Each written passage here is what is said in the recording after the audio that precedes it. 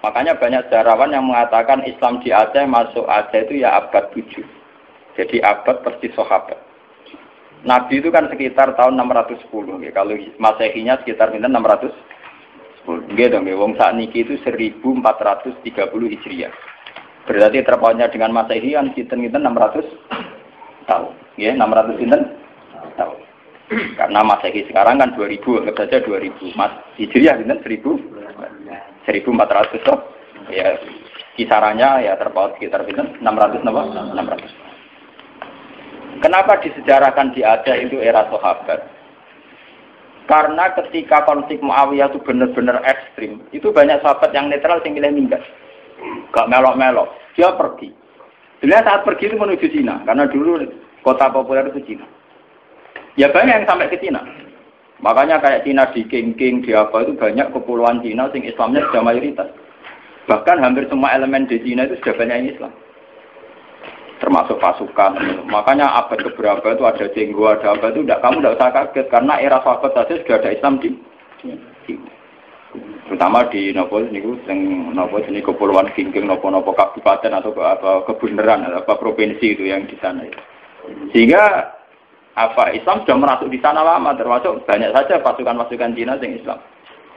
Makanya kayak cerita jenggo Islam. Terus Masjid Sampokong di Semarang itu diyakini jenggo dzurriyyah Rasul itu memang masuk akal. Dulu ketika tragedi itu memang banyak dzurriyyah Rasul yang pergi ke Cina. Nah itu ada nggak sampai Cina. Bekesasar, beberapa Arab, pokoknya salat Malaka akhirnya tergambar doa. Sehingga Islam di Aceh tua betul. Orang sepakat pasti Islam pertama di Indonesia itu di Aceh. Makanya secara face ya wajahnya orang Aceh itu lebih dekat ke Arab atau India karena dulu mbah-mbahnya itu kalau nggak Arab ya apa? Nah, Eropa nak tunggu lama tunggu pokoknya. Wong Yogyo wong Solo itu mesti asli made in kene. Mulane pesa ndak kreteng. Wong aja bangir-bangir. Nah ini mirip napa India karena kalau ndak dari Gujarat dari Arab. Mbah-mbahane kita, Pak, mbah-mbahane wong napa? Aceh. Iku makin orang mesti Jawa. Lewatin. Aku lo cerita. Sehingga ada Islam di Aceh itu ya barokahnya konflik. Ya barokahnya apa? Konflik. Makanya ketika Rasulullah ini cerita malih tentang Cina. Sebetulnya Nabi itu sempat diberitahu Tuhan, ya Muhammad. Ini kalau terus nama lagi tentang hati sahih. Nabi pernah cerita ke sahabat, saya berdoa 3 hal. Yang 2 dikabulkan Allah, yang 1 tidak. Sahabat tanya, yang 1 itu apa ya Rasulullah? Saya minta Allah yahlika ummati. Hela kabadihim dibadin. Saya minta supaya tidak ada kerusakan, tidak ada bantai-membantai antara umatku dengan umatku yang lain. Kamane aku rasa pengen wong Islam paten-tinaten umat Islam di famanaani. Tapi Allah tidak mengkabulkan itu. Allah tidak mengkabulkan. Terus ketika Nabi kan secara basariah, secara kemanusiaan itu kecewa. Karena tidak ingin melihat umatnya kok saling wong Islam kok paten binatan dan apa. Nah pangeran sementara pangeran pun ikut keputusan umat. Aku sing roh hikmah. Menang kalah sing duwe-dunya ya menang. Wong proposal ae di kabulno kan ya sah. Jenenge napa? Proposal, permohonan. Tapi ternyata sejarah membuktikan teori itu bahwa yang benar ternyata Tuhan. Ketika orang Islam di Timur Tengah tidak nyaman dengan kondisi Timur Tengah, banyak yang minggat. Termasuk minggat teng Cina, akhirnya Islam teng Cina patang, minggat teng Aceh, akhirnya teng Aceh patang. Sama seperti Pangeran Diponegoro, Pangeran Dinowo itu tukaran kecewa mbek keraton do minggat. Akhirnya ono Islam teng Sulawesi, ono pangeran nak berkeliaran itu. Berhubung wis dadi pangeran kan tetep mental mimpine kan pancet. Akhirnya do gawe pondok, gawe gerak. Lah umpama tetep nang kraton meneh nang Taman Sari terus demenan terus malah repot. Nah, nang kraton nak penuh dengan kenikmatan. Membakar selir, pria punya selir, orang punya selir, ada punya apa? Artinya itu bukti bahwa semua keputusan Tuhan pasti mengandung hikmah. Mulane nek ana kiai tukaran ning daerah iku apik. Tapi nek ora minggat malah apik. Mergo gak menyebar. Kumpul ning kono. Dadi nek tukaran kudune sing ming. Iku nanti iso menyebar.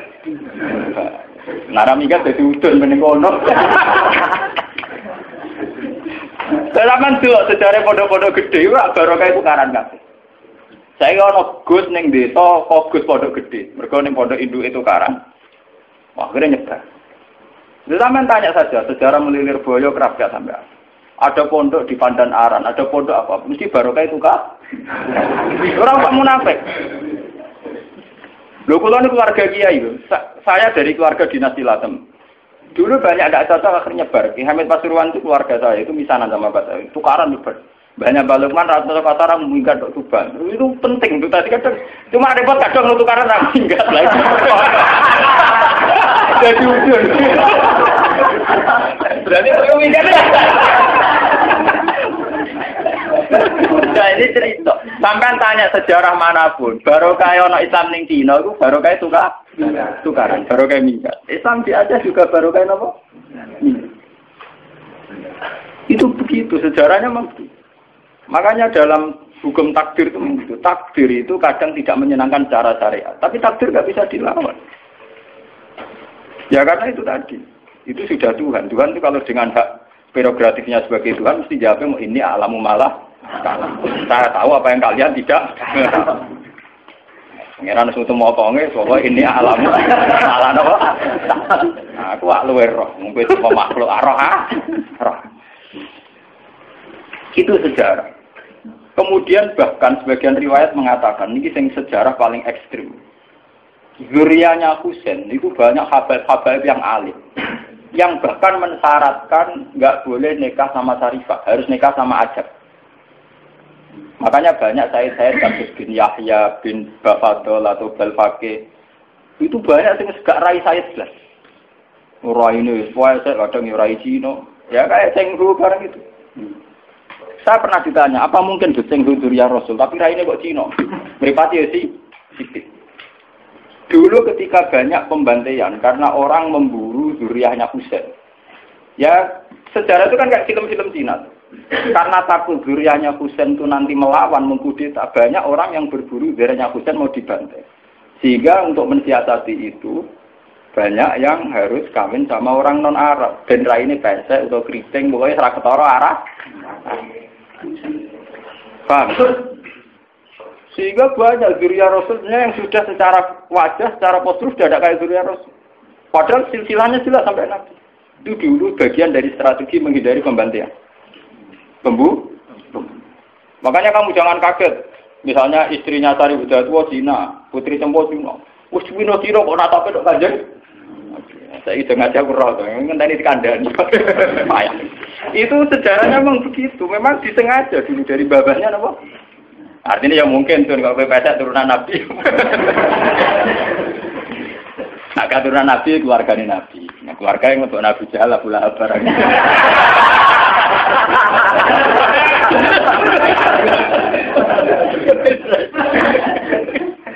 Aku lalu ada di kiai sering dibantah kayak kiai. Kalau akan darani nganggo coba gak sunat kiai coba. Coba sunat Nabi kok. Jadi Gus Bak gak sunat karepe ya. Kon takok aku, maksudnya jiran ndi? Gak cara kowe Abu Jahal Juban. Terus Juban Abu Lahab Juban. Ya Juban ora Nabi tok Abu Jahal Abu Lahab napa? Lah sampean delok ning film-film Arab kok ngoten. Bajingane ya Juban. Sisi bajing ya napa? Oh pancen pakaiane. Lah nak salat itu kate Nabi mergo Abu Jahal gak salat. Sunah Nabi ya salat iku. Mergo Abu Jahal gak tau napa? Juban Abu Jahal kenapa? Coba, agak deh. Kalau dua versi film, versi tenar, apa podo? Lama anak gue misalnya Islam lugur, orang Islam dijahat orang Juban, kiai dijahat. Orang akhir orang Juban, akhir pola amal. Kau ada agak kena dua film, orang Juban di kono. Gimana Juban di kono kok? Sebagai.